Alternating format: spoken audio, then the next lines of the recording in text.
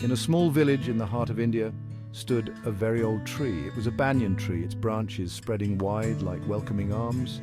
The villagers called it the wise old banyan tree. They believed it brought good luck. The tree had seen many seasons come and go. It had watched generations of villagers grow old under its shade. The banyan tree was not just a tree, it was the heart of the village. People gathered under its shade to escape the midday sun. Children played hide and seek, their laughter echoing through its hanging roots. The elders shared stories of the past, their voices filled with wisdom. The tree listened to their joys and sorrows. It offered comfort with its silent presence. The wise old banyan tree was more than just a landmark, it was a silent guardian, a wise friend. Meera was a curious girl who lived in the village. She loved to play under the wise old banyan tree. She would spend hours looking at its massive trunk and whispering leaves. She wondered how old the tree really was. Aji, how old is the banyan tree? Does it ever get tired of standing? Her grandmother smiled and said, No one knows how old it is, Meera. It has been here for as long as our village has existed. It's a magical tree. Magical? What kind of magic? Her grandmother patted her head. The tree has a kind heart. It listens to our wishes and protects our village. Meera was even more intrigued. She decided to find out more about the magical tree. That night, Meera couldn't sleep. The moon was full and bathed the village in its silvery light. Meera looked out her window and saw the wise old banyan tree. It seemed to shimmer in the moonlight. Driven by an unknown force, Meera crept out of her house. She walked towards the banyan tree, her heart pounding with a mix of fear and excitement. She reached the base of the tree and touched its rough bark.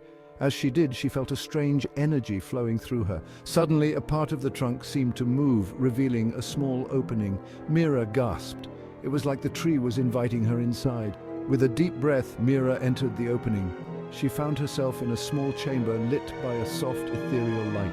The air was filled with the sweet fragrance of unknown flowers. Meera looked around in wonder. The chamber was surprisingly spacious. The walls seemed to glow and strange symbols were etched all over them. As Meera touched a symbol, it lit up and a gentle voice filled the chamber.